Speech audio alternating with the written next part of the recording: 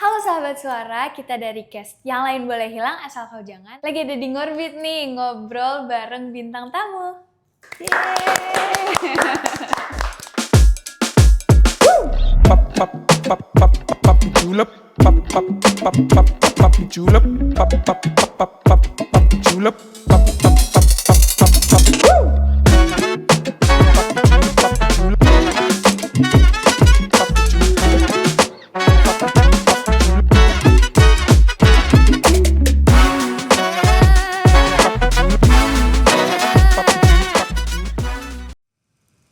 Ini kamu waktu juara spelling bee di SD?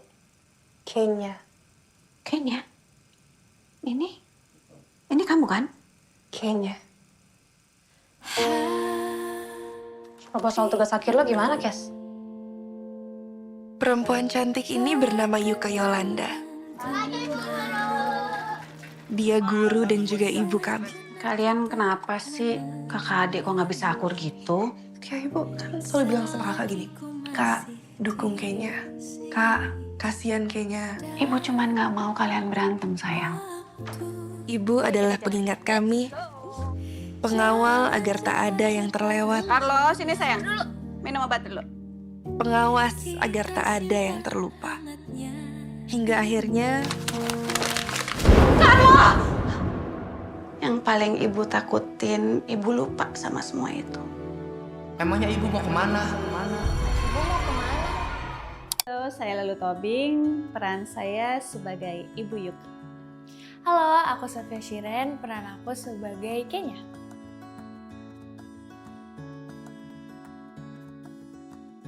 Kenangan buat saya itu bisa jadi teman kita dalam perjalanan kita sehari-hari, juga perjalanan kita di masa depan. Kalau menurut aku, life itself is a memory, karena kayak keluarga juga pasti dibangunnya dari memori, karena kayak who are we without memory, kita nggak bakal tahu apa-apa.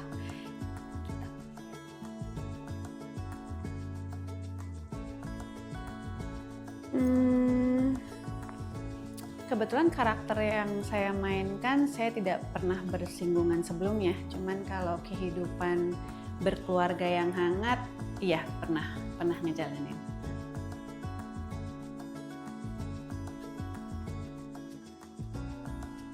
Kalau untuk saya pribadi, keluarga itu bukan pilihan.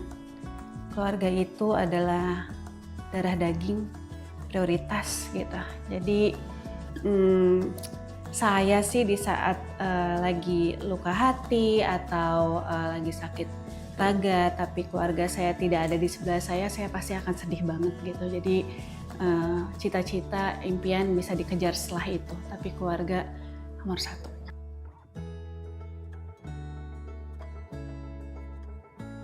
Itu pun sebenarnya saya memerankannya lumayan kelimpungan ya. Maksudnya ini bukan kasus umum gitu, hal yang tidak biasa saya lihat gitu. Tapi di cerita ini dalam menghadapi kesulitan, kesusahan hati dan tubuh saya dihangatkan, dibantu, dikelilingi oleh kasih sayang keluarga gitu.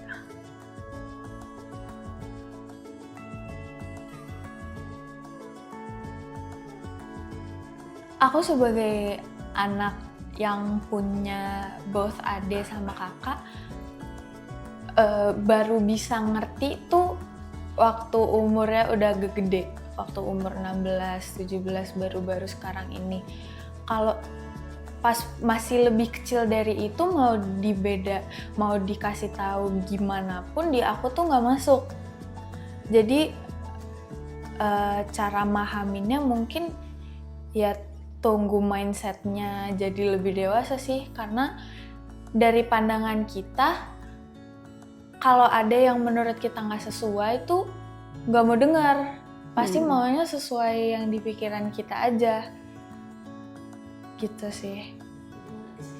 Iya perlahan, karena kayak waktu masih kecil tuh pasti nggak kepikiran kenapa mama lebih gini ke kakak, kenapa lebih gini ke adik tuh pasti ngerasanya nggak adil. Dan menurut aku itu normal sih, apalagi kalau saudaranya banyak gitu. Jadi ya nunggu waktunya aja sih, menurut aku pribadi gitu.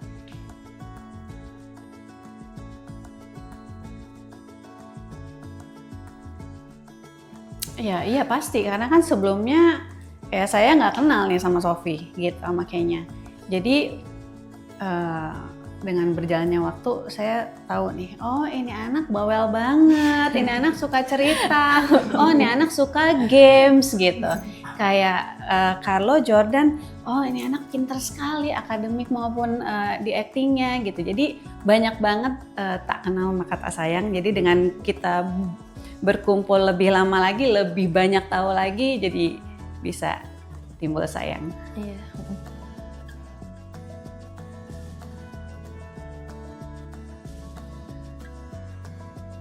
Yuke itu sangat ngurusin semuanya, merhatiin semuanya, memastikan semuanya baik-baik aja. Kurang lebih saya gitu orangnya, gitu. Kesamaan sama Yuke gitu. Kalau aku yang relate banget mungkin kedekatannya sama ibu. In real life tuh aku deket banget sama mama. Benar-benar semuanya tuh pertama pasti datangnya ke mama dulu, cerita-cerita ke mama. Mama juga sering aku ajak jalan ke mall atau apa gitu. Di film ini juga kayaknya lebih dekatnya sama ibu gitu. Terus kayaknya nih deket sama adenya. Especially adik cowok, aku juga deket banget sama adik cowok aku.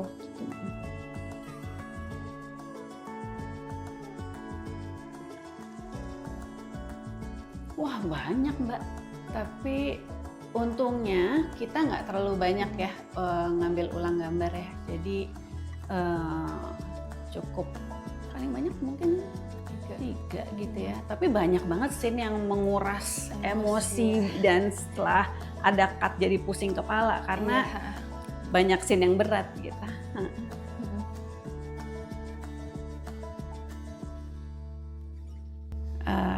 Adek dulu deh.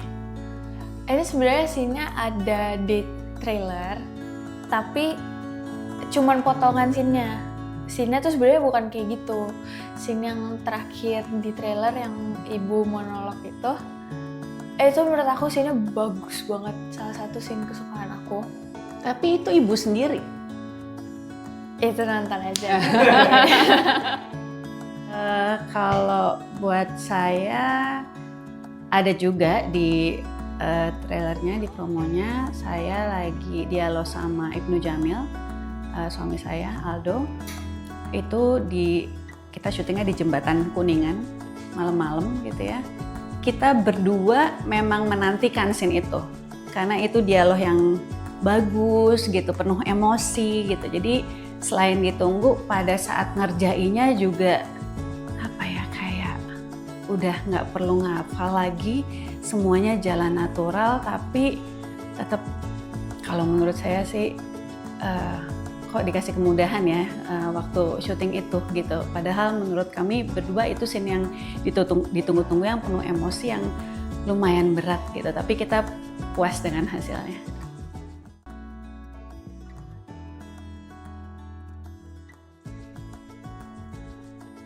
Semuanya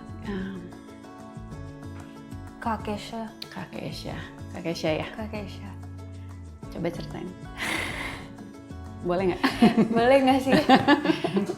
Should I? Ya pokoknya dari awalnya misunderstood gitu kalau Kak Kesha tuh. Terus di akhir-akhir tuh mulai kelihatan. Kalian berdua sih sebenarnya yang tadinya kayaknya sirik-sirikan, ada jealous, terus kemudian jadi ada pengertian dan sayang-sayangan, ya kan?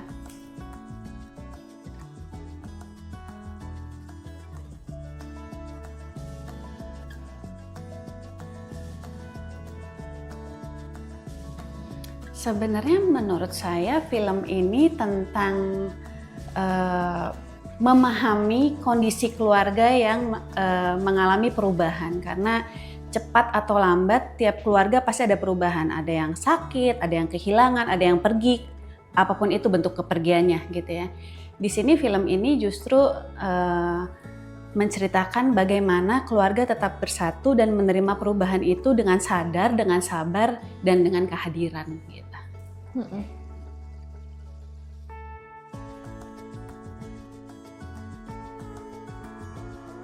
Semua sih. Semua sih, ibu Semua sih. Tapi Berat ke ibu. yang paling besar persentasenya ibu sih. Kayak saya kalau lagi capek tuh pengen pulang aja, pengen peluk mama gitu. Iya. Kasih sayang ibu sampai setua apapun kayaknya kita butuh ya. Apapun masakan ibu, apalagi saya udah seumur ini masih suka disuapin gitu.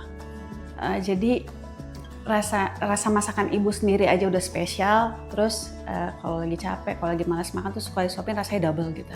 Jadi itu sih sebenarnya yang ngangenin, yang nggak akan bisa dilupain sampai kapanpun. Mama aku sebenarnya jarang masak. Cuman sekalinya masak tuh pasti selalu enak, dan yang paling aku ingat itu sayur sop sama martabak mie. Jadi jadi mie.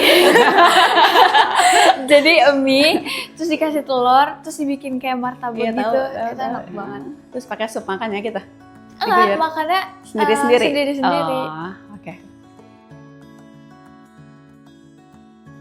Genji? Kalau dari film ini, ayah sama ibu dua-duanya ngedukung kayaknya banget as a Gen Z gitu. Kayaknya kan Gen Z juga ngedukung banget, terus nggak yang kayak strict, very nyantai, anaknya curhat juga diladeninnya beneran kayak ngeladenin, bukan yang dinasehatin atau dimarahin apa gitu. Jadi it's a very good environment buat anak-anak seumuran kayaknya gitu. Dan menurut aku juga banyak yang bisa relate. Ya. Gitu. Karena di sini juga Yuke dan Aldo ngajak anak-anaknya diskusi. Kayaknya yang sekarang gitu ya caranya ya, anak diajak diskusi bukan dimarahin. Kalau zamannya saya kan anak dimarahin, dihukum gitu. Untuk dapat pelajaran ini enggak, ini diajak diskusi, lebih diajak ngobrol pelan-pelan gitu. Yes. Karena kalian lebih ngerti kayak gitu ya, diajak ngomong pelan-pelan ketimbang dimarahin kan. Tadi kita udah bahas ya. Kalau dimarahin malah bawanya pengen Bawaannya udah gitu. Udah kehalang emosi duluan. Jadi nggak bisa mikir. Gitu. Film Yang Lain Boleh Hilang Asal Kau Jangan udah bisa mulai ditonton tanggal 13 Mei 2026 di bioskop. Sampai jumpa di Ngorbit selanjutnya. Bye bye.